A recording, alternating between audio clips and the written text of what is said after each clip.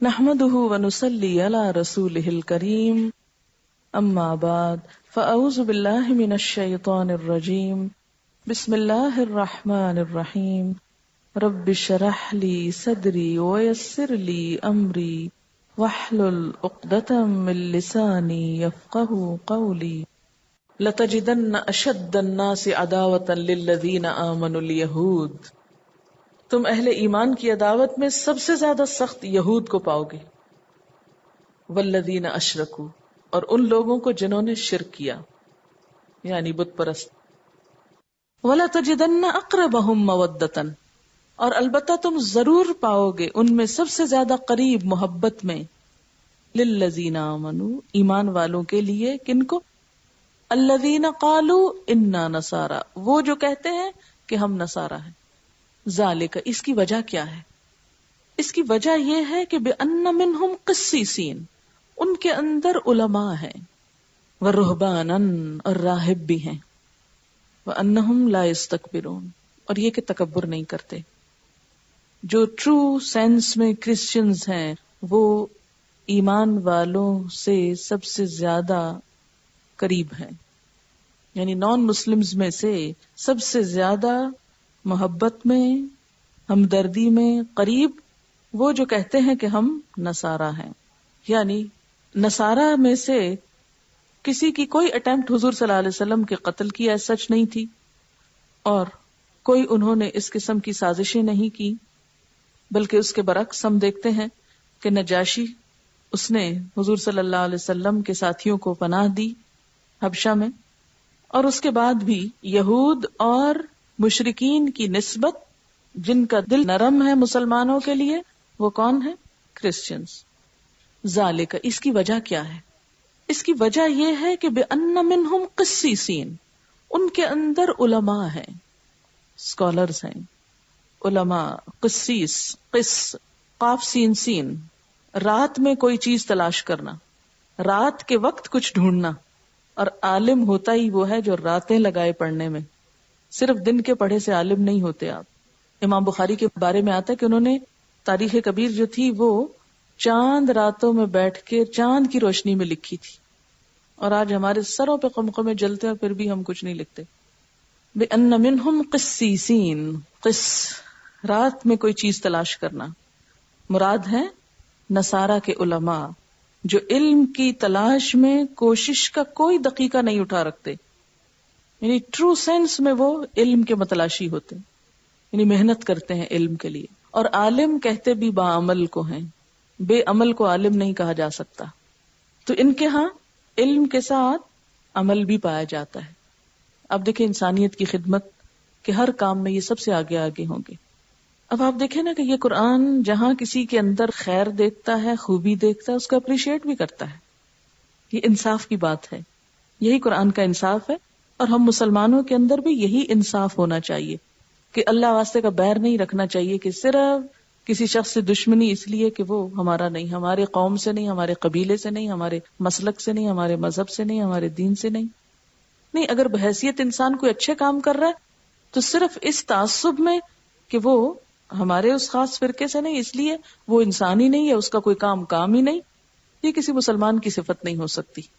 قرآن کے مزاج کے خلاف ہے یہ بات۔ کوئی بھی اچھا کام کرے، ہاں آپ کا دشمن ہی کیوں نہ ہو، اس کو ریکگنائز کرے کہ ہاں اس نے اچھا کیا۔ دل تھوڑا کھلا کر لیں، کوئی نقصان نہیں ہوگا دل کھلا کرنے سے۔ اللہ تعالیٰ فرماتے یہ اس وجہ سے کہ ان کے اندر قسیس موجود ہے، علماء ہیں۔ تو جس قوم کے اندر علماء ہوتے ہیں، جس قوم کے اندر محنتی لوگ ہوتے ہیں، وہی قومیں ترقی کرتی ہیں۔ وَرُهْبَانًا، اور راہب بھی ہیں۔ راہبہ کا مطلب ہوتا ہے ڈرنا، راہب ڈرنے والا، یعنی اللہ سے ڈرنے والے بھی ہیں، اور اس کے لیے قربانیاں بھی کرتے ہیں۔ پوری پوری زندگیاں یہ لوگ اپنی کھپا دیتے ہیں۔ ایک ترقی یافتہ ملک کو چھوڑ کر مدر ٹریزا ایک ایسے علاقے میں رہی جہاں کوڑیوں اور نابیناؤں کے اندر اس نے اپنی زندگی بسر کی۔ یہ اس کا عمل کس لیے تھا؟ یعنی اپنے دین کی محبت میں اور اللہ کی محبت میں ہی تھا۔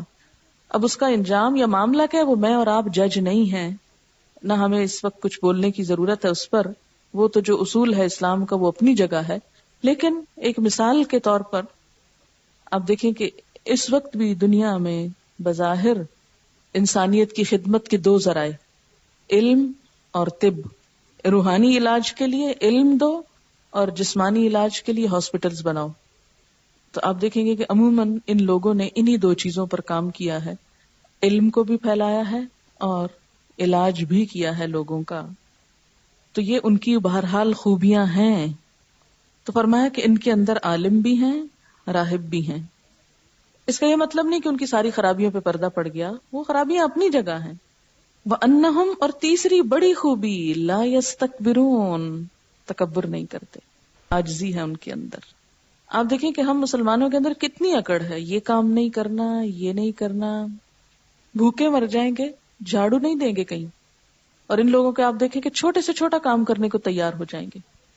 ثُمَّ قَفَّيْنَا عَلَىٰ آثَارِهِمْ بِرُسُلِنَا، پھر بھیجے ہم نے ان کے آثار پر، یعنی پے در پے، ان کے قدموں کے نشان پر، یعنی ان کے بالکل پیچھے پیچھے اپنے کئی رسول بھیجے. وَقَفَّيْنَا بِعِیسَىٰ ابْنِ مَرْیَم، اور سب کے بعد عیسیٰ ابن مریم علیہ السلام کو مبعوث کیا. وَآتَيْنَاهُ الْإِنْجِیلَ، ہم نے اس کو انجیل عطا کی.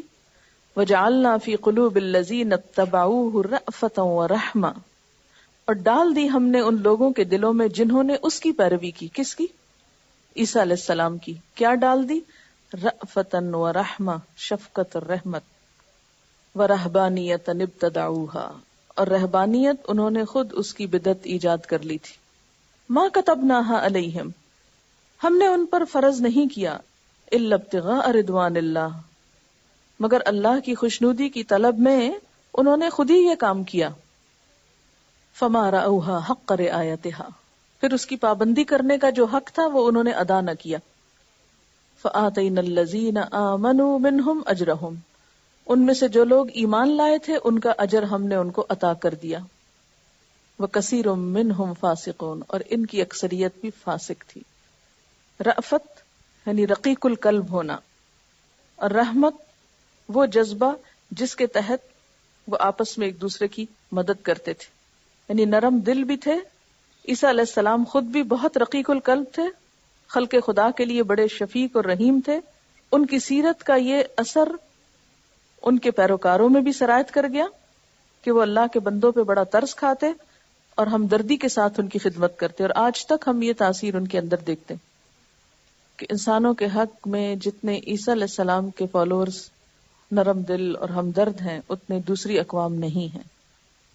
یہاں یہ بھی پتہ چلتا ہے نا کہ قرآن کسی کی خوبی کو بھی کس طرح ریکگنائز کرتا، اور بنیادی طور پر تو یہ خوبی اللہ نے خود ان کو عطا کی تھی. وجعلنا، ہم نے ڈالا تھا یہ سب. وجعلنا فی قلوب الذین اتبعوہ رأفۃ ورحمہ، ان کے دلوں میں ہم نے ترس اور رحم ڈال دیا تھا. اور ہم مسلمانوں سے بھی تو یہی توقع کی گئی نا، رحماء بینہم ورہبانیۃ ابتدعوہا، اور رہبانیت انہوں نے خود اس کی بدعت ایجاد کر لی تھی.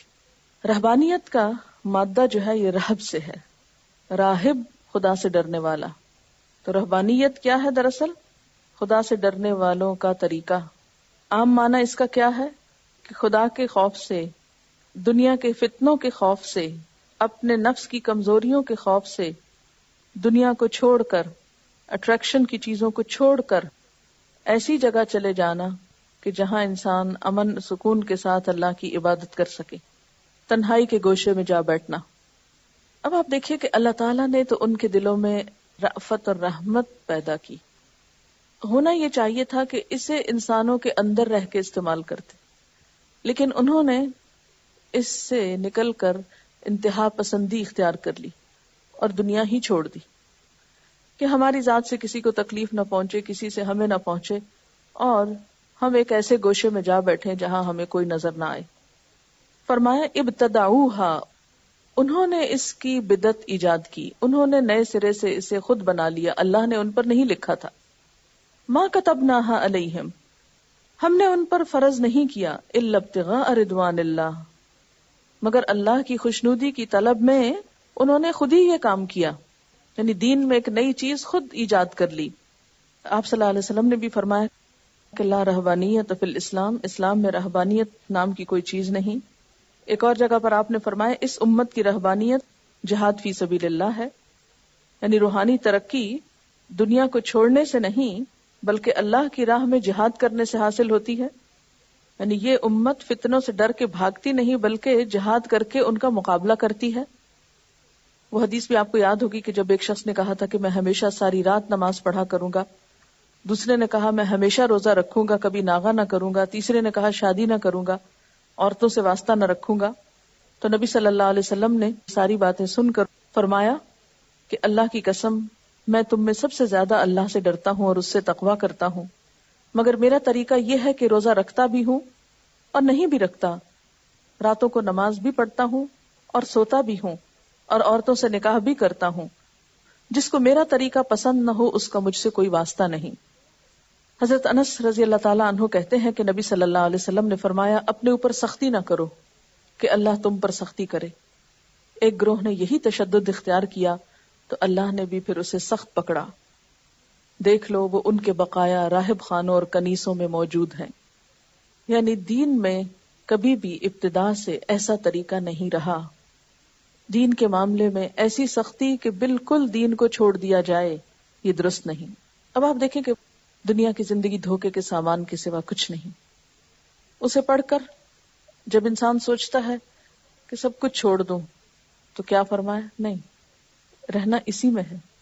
اس سے قلبی اور ذہنی دوری ضروری ہے، جسمانی نہیں، اس لیے کہ جسم کو ضرورت ہے سونے کی بھی، کھانے کی بھی اور ضروریات زندگی کی بھی، تو ان کو چھوڑ نہیں سکتے. ان کو چھوڑنا رہبانیت ہے جو اللہ کے نزدیک ناپسندیدہ ہے. کس طرح اصلاح کرتا ہے قرآن، کس طرح اعتدال لاتا ہے. یعنی دینداری صرف یہ نہیں کہ تم یہ سب کچھ چھوڑ دو اور اپنا حال فقیروں سا کر لو. دینداری کیا ہے کہ ضروریات زندگی کو پورا کرو مگر اعتدال کے ساتھ، کہ دنیا میں رہتے ہوئے دل اللہ کی طرف ہو، دنیا کے کام کرتے ہوئے انسانوں کے حقوق نہ بھولیں. جہاں دنیا کما رہے ہو وہاں اپنی آخرت بنانے کے لیے بھی کچھ کرو، وہاں کی بھی فکر کرو. فما رأوها حق رعایتها، پھر اس کی پابندی کرنے کا جو حق تھا وہ انہوں نے ادا نہ کیا. فآتینا الذین آمنوا منہم اجرہم، ان میں سے جو لوگ ایمان لائے تھے ان کا اجر ہم نے ان کو عطا کر دیا. وکثیر منہم فاسقون، اور ان کی اکثریت بھی فاسق تھی. یعنی باوجود اس کے کہ انہوں نے رہبانیت کا دعویٰ کیا، اس کے لیے نکلے، لیکن وہاں جا کے اور خرابیوں کا شکار ہو گئے. تو یہاں سے ایک بات یہ بھی پتہ چلتی ہے، اللہ کی رضا کی خاطر دین میں اپنی مرضی سے نئے نئے طریقے ایجاد کرنا درست نہیں. اس سے اللہ کی خوشنودی حاصل نہیں ہو سکتی، خواہ وہ طریقہ کتنا ہی بظاہر خوشنما کیوں نہ ہو.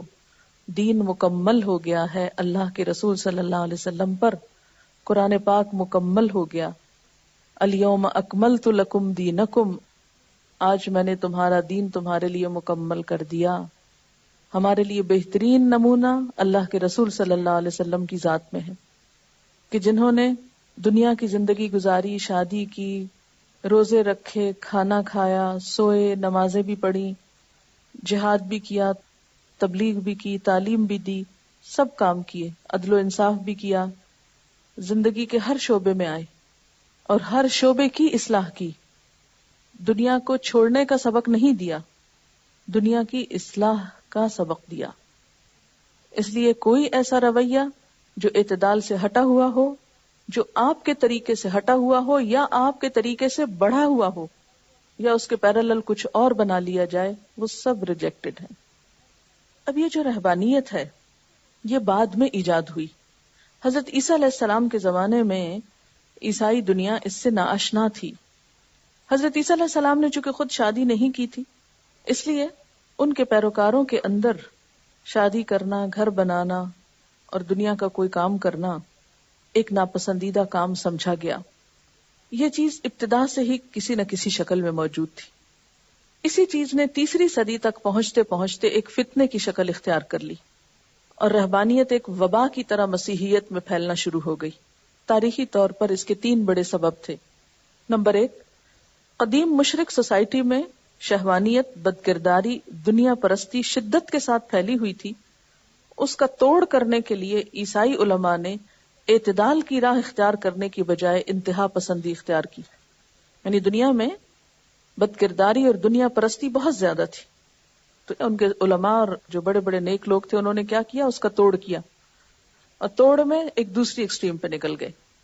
انہوں نے عفت و پاک دامنی پہ اتنا زور دیا کہ عورت اور مرد کا تعلق ایک ناپسندیدہ کام قرار پایا، خواہ وہ شادی کے دائرے میں ہی کیوں نہ ہو. اسی طرح دنیا کی کوئی دولت اور نعمت، زمین وغیرہ خریدنا اور رکھنا، وہ بھی ان کے نزدیک ایک ناپسندیدہ کام قرار پایا. خواہشات کو مارنا، نفس کشی ان کے ہاں ایک پسندیدہ چیز قرار پائی اور مطلوب بن گیا دین کا. اسے روحانیت کا کمال سمجھا جانے لگا. دوسرا یہ کہ مسیحیت جب کامیابی کے دور میں داخل ہو کر عوام میں پھیلنی شروع ہوئی تو اپنے مذہب کی اشاعت کے شوق میں کلیسا ہر اس برائی کو اپنے دائرے میں داخل کرتا گیا جو عام لوگوں میں مقبول تھی. انہیں اس بات کا شوق تھا کہ ہمارا دین زیادہ سے زیادہ پھیل جائے، خواہ ہمارے دین کو ماننے والے لوگ اس پر عمل کریں یا نہ کریں. آپ بس عیسیٰ علیہ السلام کو مان لیں، اس دین کو مان لیں، خواہ آپ کچھ بھی کرتے رہیں. یعنی تعداد بڑھانا مقصود تھی. اس کی وجہ سے بت پرستی اور دیگر بے شمار خرابیاں جو تھیں وہ عیسائیت میں داخل ہو گئیں. قدیم زمانے کے تعویذ گنڈے، فال گیری، غیب گوئی، جن بھوت بگانے کے عمل، سب وہ کام عیسائی درویشوں نے شروع کر دیے جو مشرک اقوام کرتی تھی. عوام اس شخص کو خدا رسیدہ سمجھتے جو ننگا ہو، گندا ہو، کسی بھٹ یا کھو میں رہتا ہو. لہذا عیسائی کلیسا میں بھی یہ بات عام ہو گئی، اور ایسے ہی لوگوں کی کرامتوں کے قصوں سے عیسائیوں کے ہاں تذکرۃ الاولیاء نام کی کتابیں جو تھیں وہ بہت عام ہو گئی، اور ایسے لوگ بہت اونچے درجے پہ رکھے گئے کہ جو دنیا کو چھوڑ کر خواہ کیسا بھی کام کریں. تیسری بات یہ کہ عیسائیوں کے پاس دین کی سرحدیں متعین کرنے کے لیے کوئی مفصل شریعت نہ تھی. حضرت عیسیٰ علیہ السلام کی جو تعلیمات تھیں وہ زیادہ تر اخلاقی اور اصلاحی خطبات پر مشتمل تھی، جس میں زیادہ تر زور کس پہ تھا؟ انسان کے اخلاق اور نفس کے تزکیے پر. شریعت نہیں تھی. لوگ حضرت موسیٰ علیہ السلام کے دین کو چھوڑ چکے تھے. اس لیے مسیحی علماء نے باہر کے کچھ فلسفے اپنے اندر برآمد کر لیے اور باہر کے ادیان کی کچھ چیزیں لے کر اپنے دین کو مکمل کرنا شروع کیا. اس بنا پر کچھ نئی بدعتیں ایجاد کر لی. کچھ چیزیں بدھ مذہب کے بھکشوؤں، ہندو جوگیوں، قدیم مصری فقراء وغیرہ سے، کچھ ایران کے قدیم مذہب سے کچھ چیزیں لے کر انہوں نے اپنے دین کا حصہ بنا لی، اور اس طرح اصل دین پس پش چلا گیا اور ایک نیا دین سامنے آ گیا جس کا نام عیسائیت رکھا گیا. اور اس میں خاص طور پر جو رہبانیت کے طور طریقے تھے وہ کچھ یوں تھے. نمبر 1، سخت ریاضتوں اور نت نئے طریقوں سے اپنے جسم کو اذیت دینا. یعنی عبادت اور نیکی کے کام کیا تھے؟ اپنے جسم کو اذیت دینا. اور اس معاملے میں ہر راہب دوسرے سے آگے نکلنے کی کوشش کرتا. اس میں مقابلہ ہو گیا کہ کون خود کو زیادہ ستا سکتا ہے. عیسائی اولیاء کے تذکروں میں جو کمال بیان کیے گئے ہیں اس میں کچھ واقعات کچھ یوں ہیں. مثلاً اسکندریہ کا سینٹ مکاریوس ہر وقت اپنے جسم پر 80 پاؤنڈ کا بوجھ اٹھائے رکھتا. 6 مہینے تک وہ ایک دلدل میں سوتا رہا. زہریلی مکھیاں اس کے برہنہ جسم کو کاٹتی رہیں. اس کے مرید سینٹ یوسیبیوس نے پیر سے بھی بڑھ کر ریاضت کی. وہ 150 پاؤنڈ کا بوجھ اپنے اوپر اٹھائے پھرتا. 3 سال تک خشک کنویں میں پڑا رہا.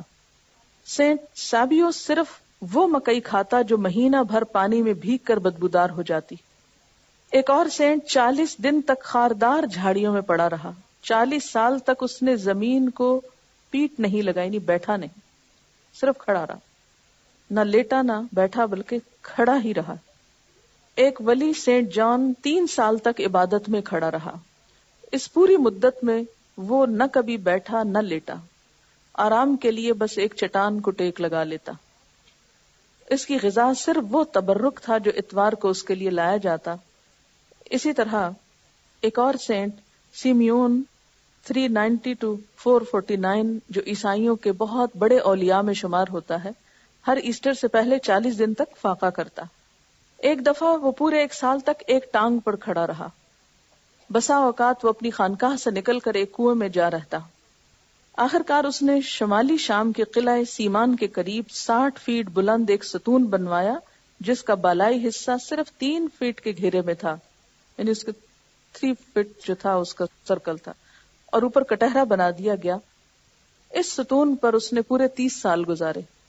مسلسل خود کو اذیتیں، دھوپ، بارش، سردی، گرمی سب اس پہ گزرتی، کبھی ستون سے نیچے نہ آتا۔ اس کے مرید سیڑھی لگا کر اسے کھانا پہنچاتے اور اس کی گندگی صاف کرتے۔ پھر اس نے ایک رسی سے اپنے آپ کو باندھ لیا اس ستون کے ساتھ، رسی اس کے گوشت کے اندر پیوست ہو گئی، یعنی جسم کے اندر گوشت سڑ گیا، اس میں کیڑے پڑ گئے۔ جب کوئی کیڑا اس کے پھوڑوں سے گرتا تو اسے اٹھا کے پھر اوپر رکھتا، کہتا کہ کھا جو کچھ خدا نے تجھ کو دیا۔ ہنسنے کی بات نہیں ہے، لیکن حیرت ہوتی ہے کہ ان سب چیزوں کو نیکی سمجھا گیا۔ مسیحی عوام دور دور سے اس کی زیارت کے لیے آتے۔ جب وہ مرا تو مسیحی عوام کا فیصلہ یہ تھا کہ وہ عیسائی ولی کی بہترین مثال تھا۔ اس دور کے عیسائی اولیاء کی جو خوبیاں بیان کی گئی وہ ایسی مثالوں سے بھری پڑی۔ کسی ولی کی تعریف یہ تھی کہ 30 سال تک وہ بالکل خاموش رہا، کبھی اسے بولتے نہ دیکھا گیا۔ کسی نے اپنے آپ کو چٹان سے باندھ رکھا، کوئی جنگلوں میں مارا مارا پھرتا، گھاس کھا کے گزارا کرتا، کوئی بیڑیوں سے اپنے آپ کو باندھے رکھتا، یعنی خود کو رسیوں بیڑیوں سے باندھ دیتا۔ کچھ لوگ جانوروں کے بھٹوں یا خشک کنووں یا پرانی قبروں میں رہتے، کچھ لوگ ننگے رہتے، زمین پر رینگ کر چلتے۔ ایسے ہی ولیوں کی کرامات کے چرچے ہر طرف پھیل گئے۔ ان کے مرنے کے بعد ان کی ہڈیاں خانقاہوں میں محفوظ رکھی جاتی۔ مولانا مودودی لکھتے ہیں کہ میں نے خود کوہ سینا کے نیچے سینٹ کیتھرائن کی خانقاہ میں ایسی ہی ہڈیوں کی پوری لائبریری سجی ہوئی دیکھی ہے، جس میں اولیاء کی کئی پاؤں کی ہڈیاں، کئی ہاتھوں کی ہڈیاں کرینے سے رکھی ہوئی تھی۔ ایک ولی کا پورا ڈھانچہ شیشے کی الماری میں رکھا ہوا تھا، یعنی پوری لائبریری بنی ہوئی۔ ان کی دوسری خصوصیت یہ تھی کہ ہر وقت گندے رہتے تھے، صفائی سے بہت پرہیز کرتے۔ صرف یہ جاننے کی حد تک ہے کیونکہ ہمارے ہاں بھی یہ جراثیم آئے ہیں، ہم نے بھی نیک انہی لوگوں کو کہا جنہوں نے ایسے کام کیے۔ نہانا یا جسم کو پانی لگانا ان کے نزدیک سخت منع تھا۔ ان کے نزدیک یہ خدا پرستی کے خلاف بات تھی۔ جسم کی صفائی کو وہ روح کی نجاست سمجھتے۔ سینٹ اینتھونی کی خوبی یہ بیان کی جاتی کہ اس نے مرتے دم تک اپنے پاؤں کبھی نہ دھوئے۔ سینٹ ابراہم جب سے مسیحیت میں داخل ہوا پورے 50 سال اس نے نہ منہ دھویا نہ پاؤں دھوئے۔ ایک مشہور راہبہ کنواری سلویا نے عمر بھر اپنی انگلیوں کے سوا جسم کے کسی حصے کو پانی نہیں لگنے دیا۔ ایک کانوینٹ کی 130 راہبات کی تعریف میں لکھا گیا کہ انہوں نے اپنے پاؤں کبھی نہیں دھوئے، غسل کا نام سن کر ان کے بدن پہ لرزہ چڑھ جاتا۔ تیسری بات یہ کہ رہبانیت کی وجہ سے ازدواجی زندگی بالکل حرام کر دی گئی، شادی نہیں کرنی، نکاح کے رشتے کو کاٹ پھینکا گیا۔ 4 اور 5ویں صدی کی تمام مذہبی تحریریں اس خیال سے بھری ہوئی ہیں کہ تجرد سب سے بڑی اخلاقی قدر ہے۔ عفت کے معنی یہ ہیں، یعنی پاک دامنی کے معنی یہ ہے کہ انسان جنسی تعلق سے قطعی احتراز کرے، خواہ میاں بیوی کا تعلق ہی کیوں نہ ہو۔ پاکیزہ روحانی زندگی کا کمال یہ سمجھا جاتا کہ آدمی اپنے نفس کو بالکل مار دے اور اس میں جسمانی لذت کی کوئی خواہش تک باقی نہ چھوڑے۔ ان لوگوں کے نزدیک خواہش کو مارنا اس لیے ضروری تھا کہ اس سے حیوانیت کو تقویت پہنچتی۔ ان کے نزدیک لذت اور گناہ ایک ہی چیز تھے، یعنی کسی بھی چیز سے اٹریکٹ ہونا یا اس میں خوشی کا ملنا یہ سب گناہ ہے۔ سینٹ باسل ہنسنے اور مسکرانے تک کو ممنوع قرار دیتا، یعنی عام روزمرہ زندگی میں انسانوں سے معاملہ کرتے ہوئے مسکرا نہیں سکتے، حالانکہ اللہ کے رسول صلی اللہ علیہ وسلم کا کیا سب سے زیادہ مسکرانے والے انسان تھے۔ راہب کے لیے ضروری تھا کہ وہ شادی کرنا تو درکنار عورت کی شکل تک نہ دیکھے۔ اگر شادی شدہ ہو اور راہب بننے کا خیال آ جائے تو بیوی کو چھوڑ کر نکل جائے۔ مردوں کی طرح عورتوں کے دل میں بھی یہ بات بٹھائی گئی کہ اگر وہ آسمانی بادشاہت میں داخل ہونا چاہتی ہیں تو ہمیشہ کنواری رہیں، شادی شدہ ہوں تو اپنے شوہروں کو چھوڑ دیں۔ سینٹ جیروم جیسا ممتاز مسیحی عالم کہتا ہے کہ عورت مسیح کی خاطر راہبہ بن کر ساری عمر کنواری رہے، وہ مسیح کی دلہن ہے۔ اس عورت کی ماں کو خدا یعنی مسیح کی ساس mother in law of God ہونے کا شرف حاصل ہے۔ ایک اور مقام پر سینٹ جیروم کہتا ہے عفت کی کلہاڑی سے ازدواجی تعلق کی لکڑی کو کاٹ پھینکنا سالک کا اول کام ہے۔ ان تعلیمات کی وجہ سے مذہبی جذبہ طاری ہونے کے بعد ایک مسیحی مرد یا ایک مسیحی عورت پر اس کا پہلا اثر یہ ہوتا کہ خوشگوار ازدواجی زندگی ہمیشہ کے لیے ختم ہو جاتی۔ چونکہ مسیحیت میں طلاق اور تفریق کا رستہ بند تھا، اس لیے نکاح کے رشتے میں ہوتے ہوئے میاں بیوی ایک دوسرے سے جدا رہتے۔ یعنی طلاق نہیں دے سکتے تھے، اور نہ وہ دوسرا پیئر جو ہے وہ کہیں اور شادی کر سکتا، کیونکہ طلاق تو ہی نہیں سکتی. اس لیے اگر ایک راہب بنا ہے تو دوسرے کو بھی سزا بھگتنا ہے. سینٹ نائلس 2 بچوں کا باپ تھا، جس پر اس رہبانیت کا دورہ پڑا تو اس کی بیوی روتی رہ گئی اور وہ اس سے الگ ہو گیا. سینٹ امون نے شادی کی، پہلی ہی رات اپنی دلہن کو ازدواجی تعلق کی نجاست پہ واز سنایا اور دونوں نے بالاتفاق طے کر لیا کہ جیتے جی ایک دوسرے سے الگ رہیں گے. سینٹ ابراہم شادی کی پہلی رات اپنی بیوی کو چھوڑ کر فرار ہو گیا. یہی کام سینٹ الیکس نے کیا. اسی طرح اور بہت سے اولیاء کے تذکرے اسی قسم کی باتوں سے بھرے ہوئے ہیں. ایک پادری کی تعریف میں سینٹ گریگوری لکھتا ہے کہ 40 سال تک وہ اپنی بیوی سے الگ رہا، حتیٰ کہ مرتے وقت جب اس کی بیوی اس کے قریب گئی تو اس نے کہا عورت دور ہٹ جا. اصل میں عورت کو شیطان کا جنجال سمجھتے ہیں نا مسیحیت میں. چوتھی بات یہ کہ خاندانی رشتے بھی ختم کر دیے گئے. اسلام کتنا زیادہ صلہ رحمی کا حکم دیتا ہے، اور وہاں کیا تھا کہ ماں باپ بہن بھائی ان سب رشتوں کو بھی ختم کر دو. مسیحی ولیوں کی نگاہ میں بیٹے کے لیے ماں باپ کی محبت، بھائی کے لیے بھائی بہنوں کی محبت، باپ کے لیے اولاد کی محبت بھی ایک گناہ تھی. ان کے نزدیک روحانی ترقی کے لیے ناگزیر تھا کہ آدمی ان سارے تعلقات کو توڑ دے. مسیحی اولیاء کے تذکروں میں ایسے دلدوز واقعات ملتے ہیں جنہیں پڑھ کر انسان کے لیے ضبط مشکل ہو جاتا ہے. ایک راہب ایواگریس نے سال ہر سال صحرا میں ریاضتیں کی. ایک روز یکایک اس کے پاس اس کی ماں اور اس کے باپ کے خط پہنچے جو سالوں سے اس کی جدائی میں تڑپ رہے تھے. اسے اندیشہ ہوا کہ خط پڑھ کر اس کے دل میں انسانی محبت کے جذبات نہ جاگ اٹھے. اس نے کھولے بغیر آگ میں جھونک دیے. ایک اور سینٹ کی ماں اور بہن بہت سے پادریوں کے سفارشی خطوط لے کر اس خانقاہ میں پہنچی جہاں وہ مقیم تھا، اور خواہش کی کہ وہ صرف ایک نظر بیٹے اور بھائی کو دیکھ لیں، مگر ان کے سامنے آنے سے اس نے انکار کر دیا. سینٹ مارکس کی ماں اس سے ملنے کے لیے اس کی خانقاہ میں گئی. خانقاہ کے ایبٹ کی خوش آمدید کر کے اس کو راضی کیا. وہ بیٹے کو ماں کے سامنے آنے کا حکم دے، مگر بیٹا کسی طرح ماں سے نہ ملنا چاہتا تھا. آخرکار اس نے شیخ کے حکم کی تعمیل اس طرح کی کہ بھیس بدل کر ماں کے سامنے گیا اور آنکھیں بند کر لیں. اس طرح نہ ماں نے بیٹے کو پہچانا نہ بیٹے نے ماں کو. ایسے ہی بے شمار واقعات ہیں. مثلا ایک اور ولی سینٹ پوئمن، اس کے 6 بھائی مصر کی ایک صحرائی خانقاہ میں رہتے. برسوں بعد ان کی بوڑھی ماں کو ان کا پتہ چل گیا. ان 6 بھائی تھے، 6 گھر سے نکل گئے. ماں ان سے ملنے وہاں پہنچی، یعنی اس کو پتہ چل گیا کہ بیٹے کہاں ہیں، تو بیٹے ماں کو دور سے دیکھتے ہی اپنے حجرے میں چھپ گئے، دروازہ بند کر لیا. ماں باہر بیٹھ کر رونے لگی. اس نے چیخ چیخ کر کہا، میں اس بڑھاپے میں اتنی دور چل کر صرف تمہیں دیکھنے آئی ہوں، تمہارا کیا نقصان ہوگا اگر میں تمہاری شکل دیکھ لوں؟ کیا میں تمہاری ماں نہیں ہوں؟ مگر انہوں نے دروازہ نہ کھولا اور کہا کہ ہم تمہیں خدا کے ہاں ملیں گے.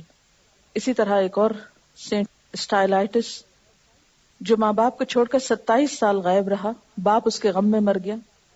ماں زندہ تھی. بیٹے کی ولایت کے چرچے جب دور نزدیک پھیلے تو اس کو پتہ چلا کہ وہ کہاں ہے. بیچاری اس سے ملنے کے لیے اس کی خانقاہ پہ پہنچی، مگر وہاں کسی عورت کو داخلے کی اجازت نہ تھی. اس نے لاکھ منت سماجت کی، بیٹا یا تو مجھے اندر بلا لے یا باہر نکل کے صورت دکھا دے، مگر اس نے صاف انکار کر دیا. 3 دن تک وہ خانقاہ کے دروازے پہ پڑی رہی. آخر وہیں لیٹ کر اس نے جان دے دی. جب ماں فوت ہو گئی تو ماں کی لاش پہ آنسو بہائے اور اس کے لیے مغفرت کی دعا کی. شاید یہی وجہ ہے کہ جہاں کہیں مسیحیت کو موقع ملا ہے پھر کسی قوم پر حملہ آور ہونے کا، تو انہوں نے بڑی بے دردی سے لوگوں کا قتل کیا. اسپین کے حالات آپ کو معلوم ہوئے ہوں گے. اس کے علاوہ بہت سی اور قوموں کے ساتھ بھی کہ ان کے عام لوگوں کے اندر تو شفقت اور محبت پائی جاتی ہے، لیکن ان کے ہاں جو مذہبی طبقہ ہے یا جو دینی طبقہ ہے وہ انتہائی سنگ دل ہو گیا. اور یہی وجہ ہے کہ آج بھی اس مذہبی طبقے کے خلاف عوام کے اندر ایک نفرت پائی جاتی. یہ بڑے سخت ہوتے، سنگ دل ہوتے. ان چیزوں کے اثرات کچھ ہم مسلمانوں کے اندر آئے تو ہمارے ہاں بھی ایسی ہی چیزیں نظر آتی ہیں کہ ولی بننے کے لیے ایسے کام کرنا ضروری ہے. اگر ہمارے ہاں تذکرۃ الاولیاء کی کتابیں آپ اٹھا کے پڑھیں تو ان میں بھی اسی قسم کی باتیں لکھی ہوئی ہوں گی. کس طرح لوگوں نے شادی نہیں کی، گھر چھوڑ دیا، ماں باپ کو نہیں ملے اور خود کو طرح طرح کی اذیتیں دی. لیکن اس کا جو ریاکشن ہوا وہ یہ کہ بسا اوقات بظاہر تو ایک لبادہ اوڑھا گیا دین کا، لیکن اندر سے بہت سے ایسے کام کیے گئے کہ جو بالکل ظاہر کے خلاف تھے. ایک منافقت نے جنم لیا، کیونکہ انسان ایک حد سے زیادہ ان سب پابندیوں کو برداشت کر نہیں سکتا. پھر وہ چور راستے نکالتا ہے جس سے ایک ریاکشن وجود میں آتا ہے. اور دین سے ایک نفرت، اور وہ لوگوں کے لیے بھی قابل نفرت نمونہ بن جاتے ہیں. اس میں ریسنٹلی یہ فائنڈ آؤٹ ہوا ہے کہ جو مونکس اور ننز ہوتی ہیں وہ آپس میں سیکشول ریلیشن شپس میں مبتلا تھیں، اور بہت ساری ننز کا ریپ ہوا ہے. جو ان کی ہیڈ ننز تھیں، جب انہوں نے اس سلسلے میں شکایت کی اور وہ کیا تو انہوں نے اس کا جواب یہ دیا، ان کے جو بڑے پادری تھے، کہ یہ چونکہ بیانڈ ہیومن انڈیورنس ہے تو اس لیے یہ چیزیں ہونا نیچرل تھیں. ہیڈ نن کو ہی نکال دیا. اور اس طرح کے کافی سارے واقعات بہت سارے گرجا گھروں میں ہو رہے ہیں کہ ننز جو ہیں وہ ریپ ہو رہی ہیں، اور بہت بڑی تعداد میں ہو رہی ہیں. یہ لکھا ہے شاید اسی رہبانیت کا اثر تھا کہ یورپ میں وچ کرافٹ کا شوشہ اٹھا، جس کے اندر کئی ہزار عورتوں کو زندہ جلایا گیا. وہ بھی اس کا ایک حصہ ہی ہو سکتا ہے نا کہ عورت برائی کی جڑ ہے لہذا عورتوں کو مار دو. وچ کرافٹ کے اندر ایسی غیر عقلی باتیں ملتی ہیں جو اس بات کا صاف ثبوت ہے کہ وہ اپنے اندر چھپی ہوئی خواہشات کو تسکین دینا چاہتے تھے. مثلا کسی پر بھی بچوں کا الزام لگانے کو ہی کافی سمجھتے تھے. عورتوں کو شیطان کے کارندے سمجھتے، اور مقدمے کی تفتیش اس طرح سے ہوتی کہ پادری عورت کے جسم پر مارک آف ڈیول تلاش کرتے. وہ کہتے شیطان نے اس پر ضرور کوئی نشان لگایا ہوگا تاکہ جب وہ دوسری بار آئے اپنے کارندوں کو پہچاننے میں آسانی رہے. ٹرائل کے لیے عورت کی بے گناہی ثابت کرنے کے لیے اسے ہاتھ پاؤں باندھ کر پانی میں ڈال دیتے. اگر وہ ڈوب جاتی اس کا مطلب وہ بے گناہ تھی، تو انصاف ہو گیا. یہ ایک فیکٹ ہے اور ہم سب کو اس بات کے بارے میں سنجیدگی سے سوچنے کی ضرورت ہے. ہم سب اس مشکل کا شکار ہو جاتے ہیں کہ جب ہم دین کی طرف آنے لگتے ہیں تو ہم خشک انسان بننے لگتے ہیں، بہت روکھے روکھے اور بہت لیے دیے. یہ چیز دین کو بدنام کرنے کا بھی سبب بنتی ہے اور دین سے بھگانے کا سبب بھی بنتی. اس لیے ہم سب کو اس آیت کی روح سے اپنا جائزہ لینا چاہیے اور ان ناروا پابندیوں کو جس کو اللہ تعالیٰ نے کہا جو اللہ نے تمہاری حلال کیا اس کو حرام مت کرو، تو اس کا جائزہ لینے کی بھی ضرورت ہے. اس میں کسی نے لکھا ہے کہ آپ نے کورس کے شروع میں کہا تھا کہ انسانی معاشرے سی سو کی طرح ہوتے ہیں، ایک حصہ اوپر جائے تو دوسرا نیچے آ جاتا ہے. رہبانیت کی ایکسٹریمز کو پڑھ کے پتہ چلتا ہے کہ آج وہ اس قدر اخلاقی پستی اور فحاشی میں کیوں مبتلا ہے. شاید یہ رہبانیت کا ری ایکشن ہی ہے. اسی طرح کسی نے یہ بھی لکھا ہے کہ آپ نے کہا کہ رہبانیت میں آنے والی عورتوں کا پہلا رد عمل یہ ہوتا تھا کہ ازدواجی زندگی تلخ ہو جاتی. یعنی دین پڑھ کر ازدواجی زندگی خوشگوار ہونی چاہیے، نہ کہ تلخ ہونی چاہیے. آپ صلی اللہ علیہ وسلم نے خود یہ بات فرمائی ہے کہ اسلام میں رہبانیت کی جگہ جہاد ہے، اور جہاد میں سب سے پہلے تو نفس سے ہی جہاد شروع ہوتا ہے. اور نفس کا جہاد کا مطلب یہ نہیں کہ نفس کشی.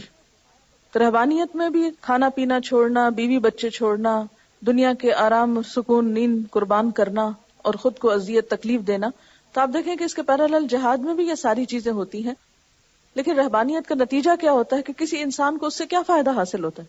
آپ اپنے آپ کو ستا رہے ہیں، کسی کی اس سے کیا اصلاح یا کیا بھلا، سوائے اس کے کہ آپ کو وہ ایک سینٹ مان لیں، ایک بڑا انسان سمجھ لیں. حقیقی معنوں میں عملی زندگی کو تو کوئی فائدہ نہیں ہوتا، جبکہ جہاد میں مظلوموں کو ظلم سے نجات ملتی ہے اور بہت سے لوگوں کے لیے امن و امان اور انصاف کا حصول ہوتا ہے.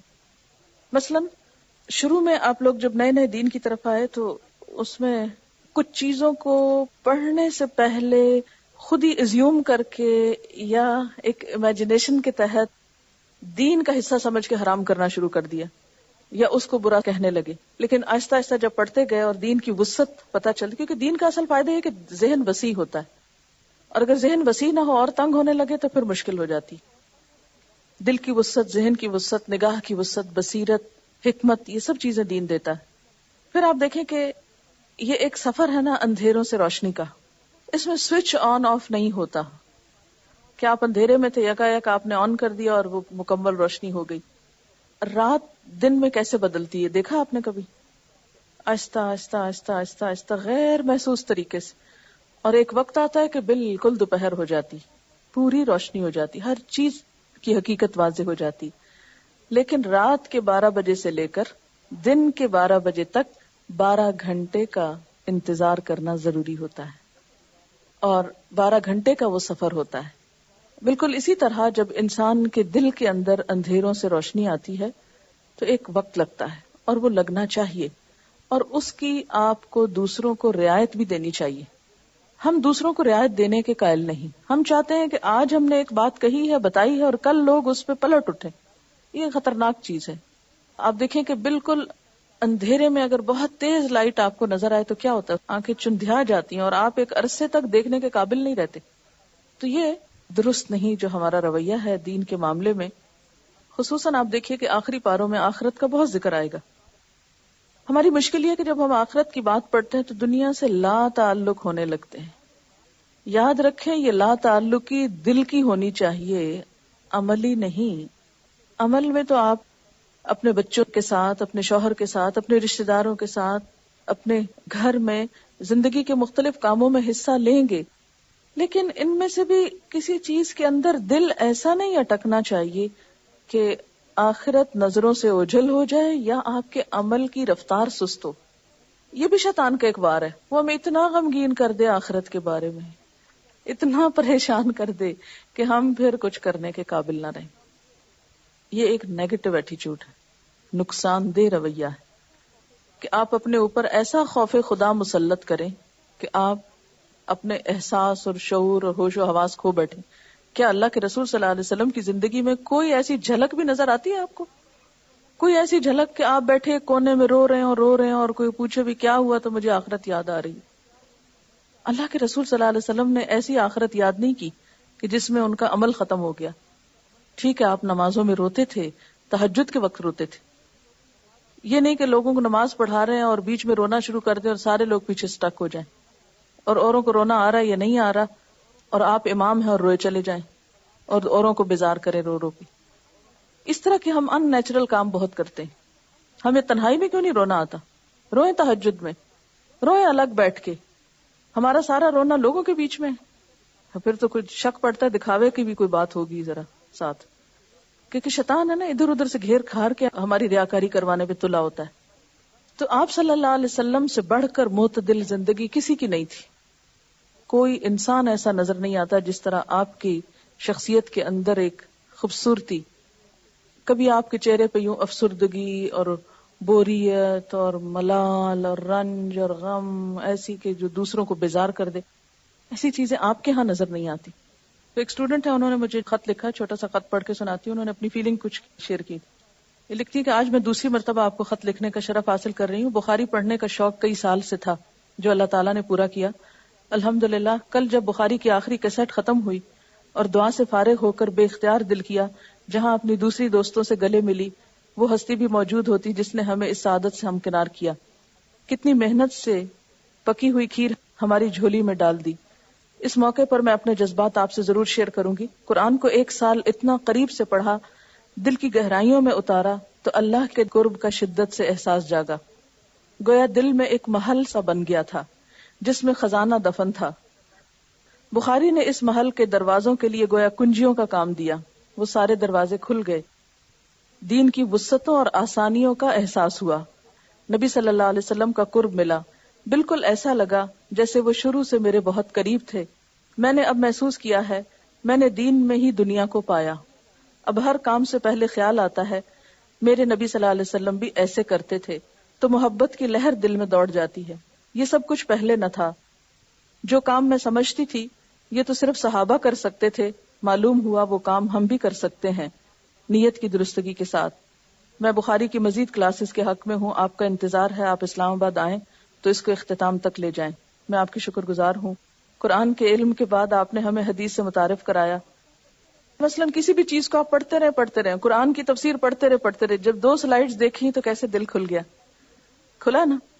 جب وہی چیز تصویر میں دیکھتے ہیں تو کیا ہوتا ہے؟ کیا فرق ہوتا ہے؟ وہ جو ہم امیجن نہیں کر پاتے جب وہ تصویر سامنے آتی ہے تو وہ لگتا ہے اچھا یہ بات تھی. وہ بھولتا نہیں نا. قرآن سے اور محبت ہونے لگتی ہے. خوبصورت چیز سامنے آتی ہے کہ اچھا ہم سمجھتے تھے شاید قرآن تو ایک مقدس کتاب ہے جس کا دنیا سے کوئی تعلق نہیں، حالانکہ وہ ماں کے پیٹ کے اندر کے اندھیروں میں جو کچھ ہو رہا ہے اس کو بھی کھول کے بیان کر رہا ہے نا. نبی صلی اللہ علیہ وسلم کے زمانے میں یہ سب کچھ نہیں تھا، لیکن تصویر کشی اتنی زبردست کی گئی کہ آج جو کچھ ہم تصویروں میں دیکھ رہے ہیں حقیقت میں وہی وہاں موجود ہے. تو بالکل اسی طرح دین کی وسعت اس وقت آتی ہے جب پریکٹیکل اگزامپل سامنے آتی. تو نبی صلی اللہ علیہ وسلم کی ذات جو ہے وہ دراصل کیا ہے؟ ان سارے اصولوں کی ایک پریکٹیکل اگزامپل ہے، ایک تصویر جسے کہتے ہیں. اسے دیکھ کے دل کھل جاتا ہے. ایک وسعت فیل ہوتی ہے دین کے اندر. ہمارے ہاں الحمدللہ قرآن کے ساتھ لوگوں کا جیسا تیسا بھی ایک تعلق ضرور ہے، چاہے قرآن خوانی کرتے ہیں، چاہے کسی بھی طرح حفظ کرتے ہیں، کچھ پڑھتے ہیں، لیکن حدیث کے ساتھ تعلق نہیں ہے. اگر ہم آپ صلی اللہ علیہ وسلم کی محبت کی بات کرتے ہیں تو صرف نعتیں پڑھتے ہیں. آج تک جتنی نعتیں آپ نے سنی ہیں اتنی حدیثیں بھی کسی مجلس میں بیٹھ کے سنی نہیں سنی. رواج ہی نہیں ہے، سنت کو زندہ ہی نہیں کیا گیا، جس کی وجہ سے ہر ایک نے دین کی منمانی شکل بنا لی، خود انٹرپریٹ کیا اس کو. کسی نے سختی کی انتہا کر دی، کسی نے کسی طرح اس کو پیش کیا، کسی نے کسی طرح پیش کیا. جب وہ اصل نمونہ سامنے آتا ہے تو اسلام کے بارے میں جو ہمارا تصور ہے وہ یکایک بدلنے لگتا ہے. تو یہاں رہبانیت کی وجہ ایک یہ بتائی گئی تھی نا، کیونکہ ان کے پاس شریعت نہیں تھی، یعنی عیسائیوں کے پاس. حضرت عیسیٰ علیہ السلام کی اگر تعلیمات دیکھیں تو وہ بنیادی طور پر کیا ہیں؟ اخلاقی تعلیمات ہیں. یعنی انہوں نے آپ کی پیروی کی، کرتے کرتے وہ اس کی انتہا کو جاتے جاتے کس کو ٹچ کر گئے؟ دنیا چھوڑ دو. اسے چھوڑ کر مزید کیا شیطان نے سجھائی کہ پھر اپنے آپ کو اذیت دو. اور اس طرح وہ دین کا ایک نیا ہی خود ساختہ نقشہ بن گیا جو اصل دین تھا ہی نہیں. ہم نے بھی کچھ ایسا ہی کیا ہے کہ ہم نے اللہ والے جب کہلانا چاہا تو خود ساختہ نقشے اس کے بنائے. اب دیکھیں نا، ایک چیز جو آپ نے دیکھی نہ ہو، اگر آپ سے کہا جو اسے ڈرا کریں، نہیں کوئی بھی ایک چیز، تو تصور سے جس چیز کو آپ ڈرا کریں گے تو ہر ایک کی ڈرائنگ کیا ہوگی؟ مختلف ہوگی. اور جب آپ ماڈل سامنے دیکھ لیں گے پھر ڈرا کریں گے تو کتنا فرق ہوگا؟ 19-20 کا ہوگا نا، یا 18-20 کا ہوگا، 10-20 کا تو نہیں ہوتا نا. تو امیجنیشن سے ایک اسلام کی تصویر ہم نے بنائی ہوئی ہے اور ایک حقیقی ماڈل ہے. ان دو کی تصویر میں بہت بڑا فرق ہے. سچی بات ہے، میرے اپنے اندر جو ایک وسعت اور ٹالرنس اور وہ چیزیں آئی ہیں وہ پی ایچ ڈی کے بعد آئی ہیں، اس سے پہلے نہیں. اگر آپ میرا وہ پہلا روپ دیکھیں تو ڈر جائیں کہ میں خود کتنی شدید تھی دین میں. ایک تو ایج کا بھی فیکٹر ہوتا ہے کہ نیا نیا دین پڑھا، یہ نہیں ہونا چاہیے، وہ نہیں ہونا چاہیے، یہ صحیح نہیں، وہ صحیح نہیں. لیکن پتہ چلا کہ نہیں، اللہ کے رسول صلی اللہ علیہ وسلم نے اس طریقے سے کوئی دین نہیں پھیلایا، اور یہ دین سے لوگوں کو بھگانے کا کام ہے سارا. جس طریقے سے ہم جوش میں آ کر دین کی خیرخواہی اور وفاداری میں کرتے ہیں، الٹا نقصان دیتے ہیں. اچھا، ایک اور کمنٹ ہے رہبانیت کے بارے میں. رہبانیت کے لیے ایک بڑی خصوصیت تجرد کا مطلب ہوتا ہے شادی نہ کرنا، یہ قرار دی گئی.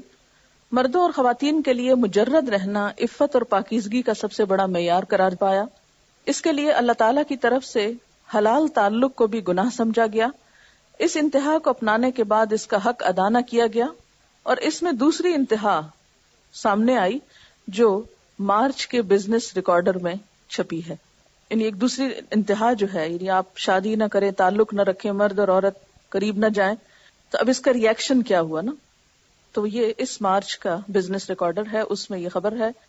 اس مضمون کے مطابق پریسٹ اور مشنریز ننس کو سیکشل ریلیشنز پر مجبور کرتے ہیں، اور یہ واقعات اتنی بڑی تعداد میں سامنے آئے ہیں کہ ویٹیکن کو بھی یہ بات ماننی پڑی ہے. لیکن ویٹیکن اس کو چند ممالک تک محدود کر رہا ہے، مگر مشنری نیوز ایجنسی کے مطابق یہ واقعات کم و بیش 23 ممالک میں پیش آئے ہیں، جن میں امریکہ، برازیل، انڈیا وغیرہ شامل ہیں. اس سلسلے میں چرچ کا رویہ انتہائی منافقانہ ہے، اور انہوں نے اس بات کا اعتراف تو کیا ہے کہ ایسے واقعات پیش آ رہے ہیں، لیکن انہوں نے میڈیا پہ زور دیا کہ وہ اس طرح کے واقعات بیان کرتے وقت ان لوگوں کی نیک خدمات کو بھی یاد رکھیں. اب آپ خود سوچیں کہ ایک طرف کسی کا سکینڈل آپ لا رہے ہیں، دوسری طرف اس کی نیک خدمات، تو دین کا کون سا نمونہ سامنے آئے گا؟ قول اور فعل میں تضاد نا. تو یہ تو اور منافقت کو جنم دینے والی بات ہے. ساتھ ہی انہوں نے اس بات کو ڈیفینڈ کرنے کی کوشش کی ہے کہ چونکہ کچھ ملکوں کے جغرافیائی معاشی حالات انسانی ہمت اور حوصلے سے باہر ہیں، اس لیے ایسے حالات میں کام کرنے والے ہزاروں پریسٹ اور مشنریز بہت سے نفسیاتی مسائل کا شکار ہو جاتے ہیں، اور اس قسم کے منفی واقعات ان افراد کی اچھی خدمات کو مان نہیں کر سکتے، اور لوگوں کو ان کی مشکلات کا اندازہ کرنا چاہیے. مشنریز کی ایک سپیریئر مدر کے مطابق ویٹیکن نے اس سلسلے میں کوئی قدم نہیں اٹھایا. اس کے برعکس ایک سپیریئر مدر کے بشپ سے کئی مرتبہ ایسے واقعات کی شکایت کے نتیجے میں اسے کام سے فارغ کر دیا گیا. ویٹیکن نے اس معاملے میں جان بوجھ کر چشم پوشی اختیار کر رکھی ہے، جس سے یہ مسئلہ سنگین ہوتا جا رہا ہے. اس کا حل یہ نہیں کہ میڈیا یہ نہ بتائے، وہ نہ، فحاشی کی خبریں تو ویسے ہی نہیں آنی چاہیے. اسلامی اعتبار سے تو کوئی بھی سکینڈل کسی کا سامنے نہیں آنا چاہیے، لیکن اس کا حل یہ ہے کہ انسانوں کو فطرت کی طرف لوٹانا چاہیے. ان کو شادی کی اجازت ہونی چاہیے، مذہب کے نام پر ان کا استحصال نہیں ہونا چاہیے. اور اس میں آپ دیکھیں کہ بنیادی طور پر یہ ان کے مذہب کو پھیلانے کی ریکوائرمنٹ بھی تو ہے نا، کیونکہ شادی کے جنجال میں پھنس کر انسان کے قدم رک جاتے ہیں، بہت سی چیزیں سوچنی پڑتی. جب اور ذمہ داری کوئی نہیں ہوتی تو پھر وہ چاہے افریقہ کے جنگلوں میں گھومے یا کہیں اور، صرف اپنی ہی ذات کی فکر ہے. جب انسان کے بچے ہوتے ہیں تو بہت کچھ سوچ کر انسان پھر آگے بڑھتا ہے. ایسے میں دین اسلام نے جس چیز کو عبادت قرار دی، اسلام میں شادی ہمارے ہاں کیا ہے؟ عبادت ہے. اور اس سے نفرت جو ہے وہ آپ صلی اللہ علیہ وسلم کی سنت سے منہ موڑنا ہے. آپ نے فرمایا جو میری سنت سے منہ موڑے اس کا مجھ سے کوئی تعلق نہیں. لیکن شیطان ہمیں اقرار ہی تو نہیں کرنے دیتا نا، سب سے مشکل تو یہ ہے. یہ اپنا کوئی واقعہ بتا رہی ہیں کہ یہ کسی مشنری اسکول میں گئی ہیں اور انہوں نے کہا کہ میں بچیوں کو کچھ اسلام کے بارے میں بتانا چاہتی ہوں. تو انہوں نے کہا کہ یو ڈریس اپ لائک اس، کہ ہماری طرح آپ پہنتی ہیں. حالانکہ یہ مثال تو کسی اور کی ہونی چاہیے تھی. بہرحال پھر انہیں پتہ چلا کہ شادی کی ہے، بچے ہیں، اور پھر پڑھنے بھی جا رہی ہیں اور ساتھ کچھ دین کی خدمت بھی کرنا چاہتی ہیں. تو یہ چیز ان کے لیے ایک انبلیویبل تھی کہ یہ سب کچھ اکٹھا کیسے ہو سکتا ہے. اور یہ حقیقت ہے کہ یہ بڑا جہاد ہے نا، کہ آپ دنیا میں ہوتے ہوئے پھر اللہ کی طرف لوٹیں. اگر آپ سارا دن مسجد میں بیٹھے رہیں تو کیا مشکل ہے، لیکن گھر میں پھر نماز کے لیے نکلیں تھی 5 وقت کا جہاد ہے. یہ کسی نے لکھا ہے کہ جب قرآن پڑھتے ہیں تو لوگ کہتے ہیں اسلام میں رہبانیت نہیں، یا پردہ کیے ہوئے کوئی دیکھ لے تو کہتے ہیں اسلام میں رہبانیت نہیں. میرے پاس انہیں سمجھانے کے لیے کوئی بات نہیں ہوتی، کیا کرنا چاہیے؟ وہ کیوں سمجھتے ہیں آپ کو راہب؟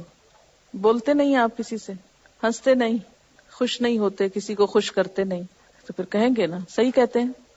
ہمارے ہاں جب بھی کوئی کسی دین پر عمل کرتے ہوئے دیکھتا تو انہیں یہ حدیث یاد آ جاتی ہے، لا رہبانیہ فی الاسلام. لیکن یہ حدیث انہیں کیوں نہیں یاد آتی کہ اس امت کی رہبانیت جہاد فی سبیل اللہ ہے؟ اس لیے کہ آپ نے بتائی نہیں. اصل بات یہ ہے کہ انہیں معلوم ہی نہیں کہ رہبانیت کیا ہے اور جہاد کیا ہے. اب یہ بتانا آپ کا کام ہے. اس میں انہوں نے بہترین مثال دی رہبانیت کی، کہ رہبانیت کا آغاز کس لیے ہوا تھا؟ نیک نیتی سے ہوا تھا نا. کیا نیت تھی ان کی؟ الا ابتغاء رضوان اللہ، اللہ کی رضا چاہنے کے لیے رہبانیت اختیار کی تھی. لیکن چونکہ طریقہ کار درست نہ تھا، لہذا اچھی نیت ہونے کے باوجود بھی وہ دین کے لیے نقصان دہ ہوئی چیز. تو جب بھی ہم دین میں خود ساختہ طریقے ایجاد کریں گے، من گھڑت باتیں ڈال دیں گے، چاہے اچھی نیت سے ہی، اور صحیح طریقہ کار نہ پتا ہوگا تو سپائل کر دیں گے. بالکل ایسے ہی جیسے ایک شخص بہت اچھی نیت کے ساتھ کوئی کھانا پکانے کھڑا ہو، لیکن اس کو پکانا نہیں آتا، آٹا گوندنا نہیں آتا، لیکن نیت بڑی اچھی ہے، شوق ہے، محبت ہے کسی کی خدمت کرنے کا، کہ اس کو پکا کے کھلائیں گے. نتیجہ کیا نکلتا ہے؟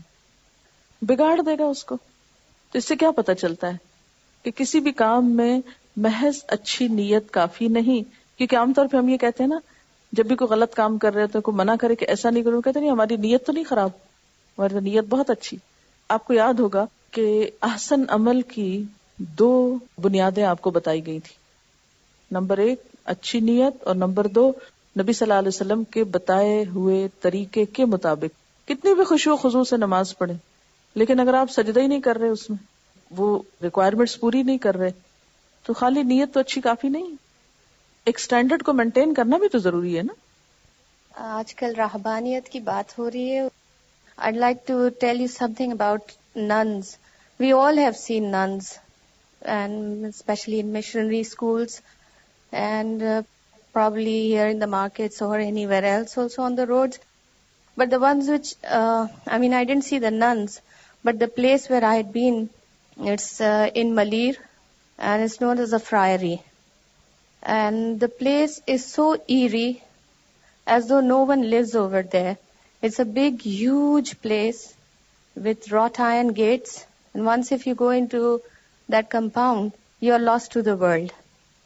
And there's a huge building as well, and it's an old stone building, and it has many rooms. The only rooms which we were allowed to go into was the large dining hall. The dining table it could seat about 25 to 30 people. Long, huge chairs. But there was one thing very peculiar about that room. It had tiny windows, wooden windows all around the room. And all the rooms that we went into had all these tiny windows around. And we were told that a large number of nuns live over there who are never seen by any human. There, a bakery exists over there, a printing press exists over there, and many other things for manufacture and production, like carpet weaving and many other things. And in front of our eyes, a pickup van came, parked itself, and from one of those windows, all things started coming out. Just couldn't see the hands, we couldn't see the face, nothing. And all the things were packed. They were all bakery items. They were packed. And that pickup went away. Then came another, and all their Bibles which they had printed, those all were packed and they were sent to the market. And we were told that nobody's ever seen them. What goes on, what happens, they're just finished to the world. And many of them are young girls who've lived most of their lives like this. They don't come out in the markets. They don't come out to visit anybody. They don't come out to do anything. Whatever it is, it's in those stone walls. And, we spent as many hours over there, we just didn't see them. Nor did we even hear. We didn't even hear the sound of the printing presses going on, like how the sound is. And just, it was completely unlike human. Well, that's a picture of rahbaniyat. क्योंकि इनका first hand experience था तो मैंने सोचा कि ज्यादा बेहतर सीख सकेंगे आप. सोचने की बात यह है कि वो डेडिकेशन कहाँ से आती है जो इतनी सैक्रिफाइस सिखाती है. हम तो एक दिन मार्केट ना जाएं, एक दिन किसी को ना मिलें, फोन ना करें, गपशप ना लगाएं, तो दिन नहीं गुजरता. उन लोगों के दिन कैसे गुजर रहे हैं. हम दीन के लिए ऐसा मुतालबा तो नहीं करते, लेकिन थोड़ी सी सैक्रिफाइस भी अगर हमें कभी करनी पड़े तो हम अपने आप को इतना मजलूम समझते हैं, इतना मजलूम कि जैसे हमसे बढ़कर कोई कुर्बानी कर ही नहीं रहा. क्या क़यामत के दिन अल्लाह उनको खड़ा करेगा और आपको भी सामने नहीं कि एक सच्चाई के लिए हमारे पास कुछ भी वक्त नहीं था, क्योंकि वो सब कुछ ये दीन के नाम पे कर रहे हैं ना, दीन के लिए कर रहे हैं, अपने मकसद और मिशन के लिए कर रहे हैं. रहबानियत भी प्रोग्रेस कर चुकी है और स्पेस एज रहबानियत के भी मैंने कुछ एग्जाम्पल्स देखे हैं. मिसाल about 17 years ago, it was मई और जून, कड़ी धूप, दोपहर के 2-2:30 बजे होंगे. मैं शाहराह फैसल पर जा रही थी तो रास्ते पर एक फॉरेनर कपल, बहुत प्यारे 2 छोटे बच्चे उनके पास, वो लेकर खड़े हुए थे. फौरन मैंने गाड़ी रोक ली और उनको मैंने कहा मैं आपको छोड़ दूं, कहीं जाना है? तो उन्होंने कहा जहां भी आपको जाना है वहां छोड़ दे. मैंने कहा ठीक है, मैं वहां जा रही हूँ. उनको बिठा ली मैंने, और जब बिठा लिया तो वो दोनों छोटे बच्चों के हवाले से वो इतनी प्यारी प्यारी हिम्स और ये और वो सुनाने लग गए. और फिर बाद में विद इन अबाउट 20-25 minutes रास्ते में इतनी तबलीग कर दी उन्होंने. मुझे खैर उनके लिए बस सिर्फ बुरा लग रहा था. उनकी तबलीग तो खैर मैं बहुत ज्यादा एक्सपोजर मुझे हो चुका है और उसका असर कुछ भी नहीं हुआ अल्हम्दुलिल्लाह. और मैंने जो कुछ भी पैसे थे उन्हें दे दिए. उन्होंने जबरदस्ती मेरे हाथ में कैसेट्स पकड़वा दी. उसके कैसेट्स में लव अल्लाह टाइप की ही, मतलब लव गॉड. वो लोग शायद वो 7th Day Adventists कहलाते हैं and they believe in the coming of the hereafter very soon. This is all different kind of rahbaniyat. And after that I saw this kind of people and this very same couple many times, always standing in the afternoon sun, and whoever gave them a lift would be given a very fine speech and tried to be converted. So we are very backward where tabligh is concerned. बस अल्लाह guide us. and जैसे madam अभी बता रही थी कि ये हमें सीखने के लिए सबक हासिल करना चाहिए. ये बता रही हैं कि इसी तरह के एक कपल को इन्होंने देखा जिनके साथ बच्चे थे. दोपहर का वक्त था और वो मुख्तलिफ घरों में घंटियां बजाकर गर्मी के बहाने अंदर आ रहे थे और छोटे बच्चे इसी तरह हिम्स गा रहे थे और उनके पास कैसेट्स और बुक्स वगैरह थी जो वो जबरदस्ती दे रहे थे. अब आप देखें कि 2-3 चीजें ना इसमें.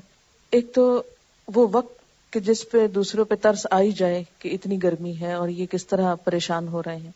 وہ اپنے آپ کو تکلیف دے رہے ہیں اپنے خدا کو خوش کرنے کے لیے. دوسرا یہ کہ بچوں کو ساتھ لگایا ہوا ہے. ہم میں سے کتنے لوگ ہیں جو اپنے بچوں کو انگلی لگا کر ساتھ نکلیں تبلیغ کے لیے کہ یہ بھی پارٹ آف لائف ہے. بچوں کو ہر مارکیٹ، بازار، پارک، جھولوں، ہر جگہوں پہ گھماتے ہیں، لیکن دین کے لیے ابھی تو یہ بچے ہیں، ابھی سے ان کو کیا پریشان کرنا ہے. پھر دوسری بات یہ ہے کہ جو کیسٹس دے رہے ہیں اس میں سانگز ہیں کہ اگر بچے سنتے ہیں تو ان کے دل میں ایک سافٹ کارنر تو پیدا ہوگا ان کے ریلیجن کے لیے. اور یہ سچی بات ہے، ہم سب کے دل میں ہے ایک سافٹ کارنر ان کے لیے. ہمارے دلوں کا جھکاؤ ہے.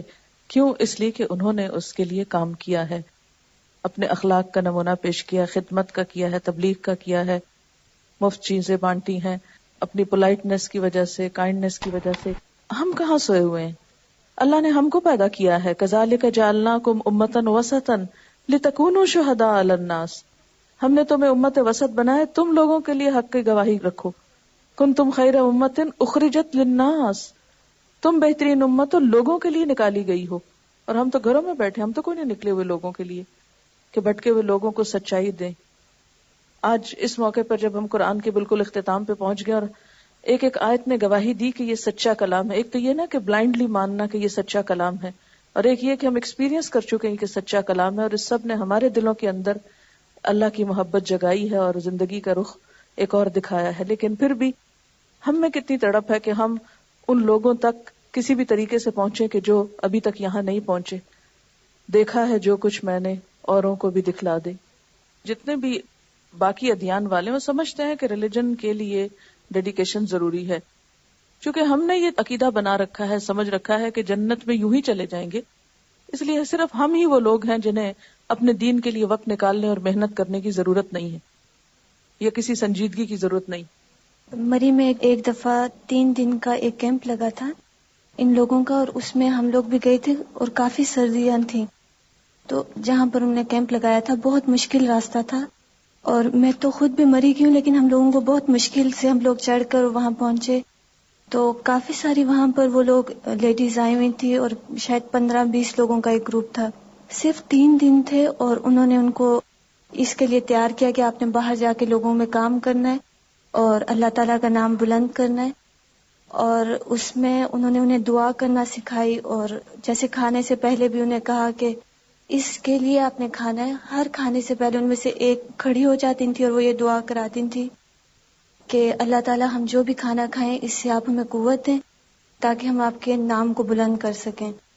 اور پھر 3 دن کے کیمپ کے بعد انہوں نے آخر میں ایک دعا کرائی، اور اس کے بعد انہوں نے بلایا سب کو اور کہا کہ اب کون باہر جا کے کام کرے گا. تو جتنے بھی لوگ آئے ہوئے تھے ان میں سے صرف ایک نہیں کر سکیں، باقی سب لڑکیوں نے کہا کہ ہم اپنے زندگی کو وقف کر رہے ہیں. اور مجھے اتنی حیرت ہو رہی تھی کہ صرف 3 دن میں، اور جیسا ہمارا سال بھی ختم ہونے والا ہے اور بہت سارے لوگوں کا جیسے بات ہوتی ہے تو اتنا ارادہ ظاہر نہیں ہوتا کہ وہ کام کریں گے. اپنی اپنی اصلاح کے لیے تو ہر کوئی کر لیتا ہے اور اپنے لیے ہر کوئی رو لیتا ہے. جیسے نبی صلی اللہ علیہ وسلم کے بارے میں جب پڑھا جاتا ہے یا ان کے بارے میں آپ حدیث پڑھیں تو وہ حضرت عائشہ کی روایت آتی ہے کہ وہ امت کے لیے بہت رویا کرتے تھے. اس سے میں یہی بات اکثر میرے ذہن میں آتی ہے کہ اپنے لیے ہر کوئی رو لیتا ہے، دوسروں کے لیے رونا سیکھ لیں. اور ہماری امت کا مقصد بھی یہی ہے کہ ہم نکالے ہی لوگوں کے لیے گئے. ان سب چیزوں کے لیے پہلی بات تو یہ نا کہ ہماری کوئی نیت بھی تو ہو نا. جب نیت ہو جاتی ہے تو اللہ تعالیٰ رستے خود بھی سکھا دیتے ہیں. جب تک نیت اور ارادہ نہیں تو وہاں سے بھی مدد نہیں آتی. اس کا وعدہ تو ہے نا 1 قدم چلو 10 قدم میں آؤں گا. یہ ایک واقعہ بتا رہی ہیں کہ ان کی ایک جاننے والی اپنی بیٹی کو ہائی اسکول کے بعد پاکستان بھیج رہی تھی، وہیں کے انگریز ہی، کہ وہ جا کے کچھ سوشل ورک کرے گی اور یہاں لیاری کے علاقے میں آ کر رہے گی. تو ان کو کہہ رہی تھی کہ وہ ان سے مل لیں. آپ سوچیں کہ وہاں بیٹھ کر ساری زندگی کی راحتیں، آرام، سکون چھوڑ کر کہاں وہ آ رہے ہیں اپنے دین کے لیے، اور ہم یہاں بیٹھ کر چند قدم چل کے کہیں نہیں جا سکتے، بلکہ ذرا سا ضرورت سے زائد کام کرنا پڑے تو ہم مصیبت میں پڑ جاتے ہیں کہ ہم ایگزاسٹ ہو گئے ہیں، ہم تھک گئے ہیں، ہم اس سے زیادہ کام نہیں کر سکتے. کس کو نقصان دے رہے ہیں؟ اپنے آپ کو. تو جو خود اپنا بھلا نہیں کر سکتا اس کا کوئی بھی نہیں کچھ کر سکتا. یہ کہہ رہی ہے کہ جتنے بھی ہم اسلام کے ریچولز پر عمل کرتے ہیں ان کا فائدہ ہم ہی کو ہے، اس سے کسی اور کو کچھ نہیں ملتا، اور نہ دین کو کوئی بہت بڑا فائدہ پہنچتا ہے. دین کو جو فائدہ پہنچتا ہے وہ ہمارے رویوں سے ہے، رحماء بینہم سے ہے، آپس میں ایک دوسرے کے ساتھ تعاون کرنے سے، ایک دوسرے کے لیے شفقت اور محبت اور نرمی اور رحمت اور مودت کے جذبات سے، ایک دوسرے کے لیے ایثار اور قربانی سے. وہ ہم میں کتنی ہے. اگر یہاں پر بیٹھ کے آپس میں ایک دوسرے کے لیے مہربان نہیں تو باہر جا کر کیا ہوگی، دوسروں کے لیے کیا ہوگی. ایک کرسچن ہاسپٹل میں گئی اور وہاں یہ کہتی ہیں کہ ہر جگہ پر جہاں ویٹ کرنا پڑتا ہے چھوٹے چھوٹے ریلیجس بکس اور چیزیں سٹف پڑا ہوا تھا. ہمارے کسی بھی کلینک میں جائیں آپ تو آپ دیکھیں گے کہ انہی کے رسالے پڑے ہوں گے، میگزین جس میں واہیات تصویریں اور ادھر ادھر کی فضول باتیں جو کوئی کام کی چیز نہیں، اور لوگ وہی پلٹ پلٹ کے دیکھتے رہتے ہیں اور وقت پاس کر لیتے ہیں. یا یہ کہ وہ خوبصورت چیزوں کی ایڈورٹیزمنٹ ہوگی جو نہ پاکستان میں اویلیبل ہوگی، باہر کے فورن کے رسالے، کوئی کچن کی تصویریں، کوئی ڈرائنگ روم کی، کوئی فرنیچر کی اور اس قسم کی، تاکہ دنیا کی اور محبت دل میں پیدا ہو اور حسرتیں پیدا ہوں کہ یہ ہمارے پاس نہیں ہے، کاش ہم بھی ان لوگوں میں سے ہوتے جنہوں نے دنیا جنت بنا لی ہے. تو اور اگر نہیں تو کم از کم جتنی جگہوں کو ہم جانتے ہیں، جو کلینکس ہمارے ریچ میں ہیں، پہنچ میں ہیں، کیا ہم وہاں تک بھی کچھ نہیں کر سکتے؟ اور اگر کرنا بھی چاہیں تو ہمیں تو ابھی تک یہ بھی نہیں پتا کہ کریں کیا. بنیادی طور پر آپ یہاں سب دیکھیں نا کہ یہ سب اخلاق ہے، قربانی ہے، سیکریفائس ہے. جو محبت ہوتی ہے، نرمی ہے، وہ سب کو کھینچتی ہے. اگر ہم اور کچھ نہیں تو ایک نرمی ہی پیدا کر لیں آپس میں تو اس سے بھی بڑے مسئلے حل ہو جائیں گے. اللہ تعالیٰ نے قرآن پاک میں نصارہ کی صفت بتائی ہے نا کہ وَأَنَّهُمْ لَا يَسْتَكْبِرُونَ، کہ ان میں تکبر نہیں ہوتا. اور ہم مسلمانوں میں سب سے زیادہ جو خوبی ہے وہ تکبر ہی کی ہے. اچھا، اسی طرح جو رہبانیت کی بات ہے تو اب آپ راہبانیت کو پوری کرسچینٹی پہ مت لگائیں. سارے کرسچنز راہب نہیں ہوتے، وہ ان کے اندر کچھ لوگوں نے یہ طریقہ اختیار کیا. اب آپ کسی کرسچن کو دیکھیں تو ہاں یہ راہب ہوگا اور یہ بھی یہ سب کچھ کرتا ہوگا. نہیں، کیونکہ ان کے بھی کئی سیکٹ ہیں، کئی فرقے ہیں، کئی ان کے انداز ہیں. یہ کسی نے لکھا ہے کہ جیسے بات ہوئی تھی ننز کے بارے میں، ان کو کیملائزڈ کہتے ہیں. یہ ننز آپس میں بھی لکھ کر بات کرتی ہیں، کئی کئی گھنٹے گھٹنوں کے بل عبادت کرتی ہیں، والدین کے ساتھ بھی پردے کے پیچھے سے ملتی ہیں. اس عمل کو کیملائزیشن کہتے ہیں. اصل بات یہ ہے کہ جب بھی ہم قرآن کو چھوڑ کر، نبی صلی اللہ علیہ وسلم کو چھوڑ کر کسی اور چیز کی طرف مائل ہوں گے تو ایسی چیزیں پیدا ہوں گی. یعنی اگر اللہ اور اس کے رسول کے بتائے ہوئے طریقوں کو چھوڑ کر اور چیزوں کو معیار بنائیں گے تو مشکلات آئیں گی. کہتی ہیں کہ جب یہ ایسی چیزیں ہیں تو امام غزالی نے یا اور کچھ علماء نے تصوف کے نام پر جو کچھ بتایا ہے، بہت سی چیزوں کے اوپر دنیا کو چھوڑنے کے جو سبق دیے ہیں، کیا وہ درست نہیں؟ تو بات یہ ہے کہ اصل معیار ہمارے لیے نہ امام غزالی ہے نہ کوئی اور امام ہے. کسی بھی امام، کسی بھی اچھے اسکالر، کسی بھی انسان کی بات سنیں، سمجھیں، اس میں سے اچھی چیز لے لیں، لیکن اصل معیار بس وہی ہے اور بات وہیں ختم ہو جاتی. آپ صلی اللہ علیہ وسلم نے یہی تو فرمایا تھا کہ جب تک دو چیزیں پکڑے رہو گے گمراہ نہیں ہوگے. اور قیامت کے دن اسی معیار کے مطابق پوچھا جائے گا، کچھ اور تو نہیں پوچھا جائے گا کہ کسی اور کو فالو کیا تھا یا نہیں کیا تھا.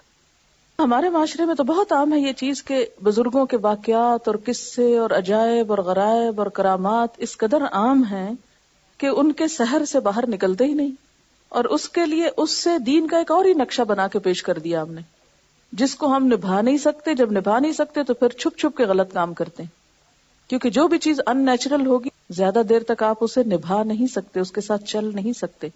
یعنی موجودہ جدید یورپین ہسٹری کو آپ دیکھیں تو یہ دراصل ایک ری ایکشن ہے ان ساری چیزوں کا. ایک ریٹیلیشن کے طور پر کیا کیا گیا کہ چرچ میں سب کو محدود کر دیا، بس تم یہاں رہو سنڈے تک، بس باقی دنیا میں ہم کو آزاد چھوڑ دو. اور دینی طبقے کا مذاق اور ان کی نفرت عام رواج بن گئی.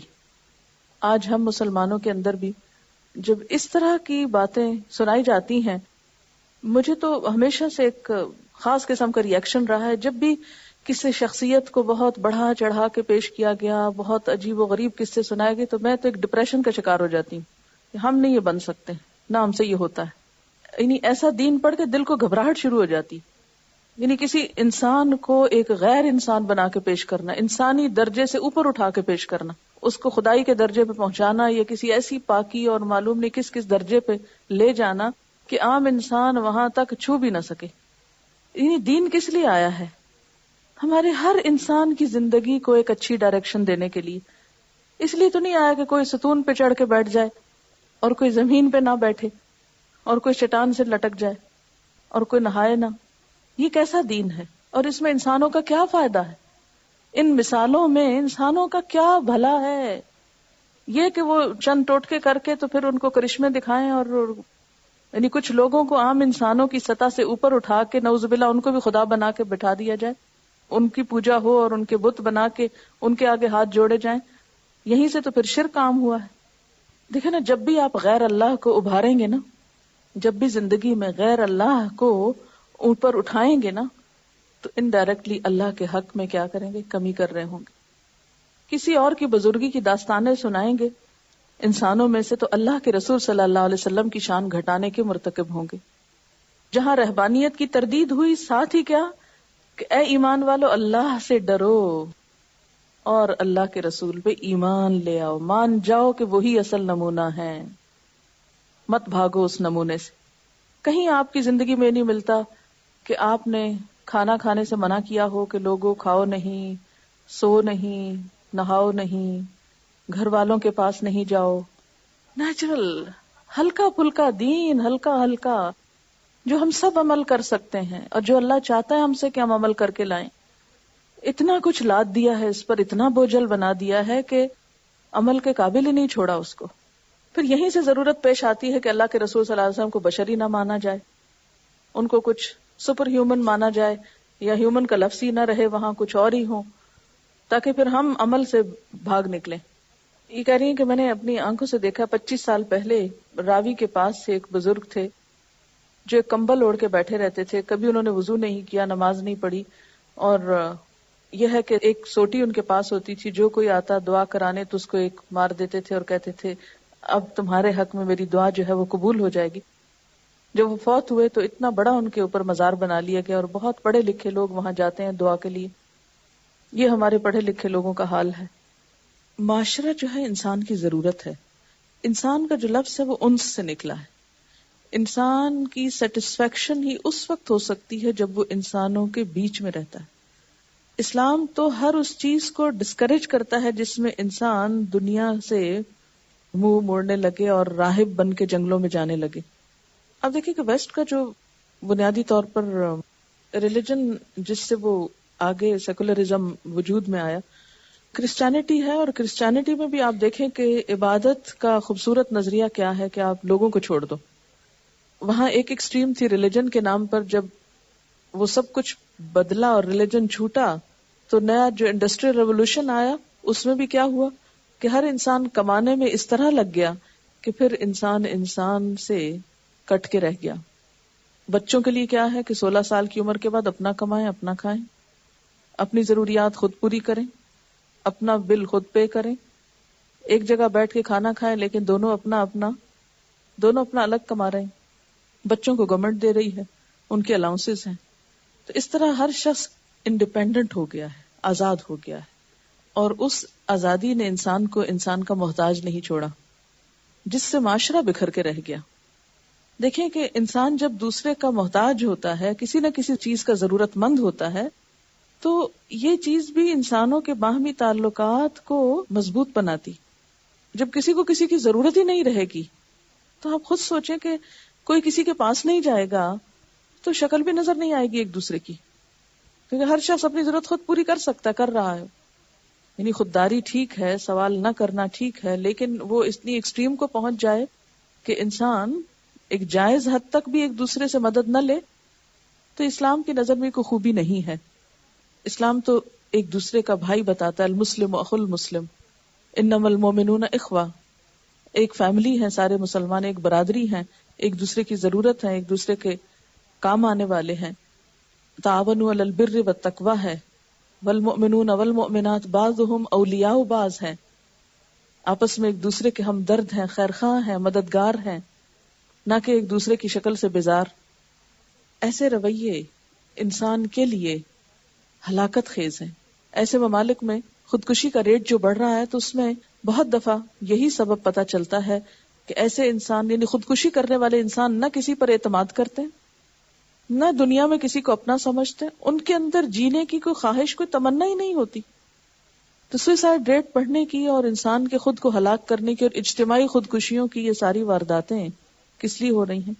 اچھا، حد کے حد استاد شاگرد کے رشتے میں بھی اتنی اجنبیت آ گئی ہے ویسٹ میں کہ وہ بھی اس کو، جیسے آپ کسی سے پیسے دے کے جھاڑو لگوا لیں، ایسے ہی آپ کہیں پیسے دے کے پڑھ لیں کسی سے.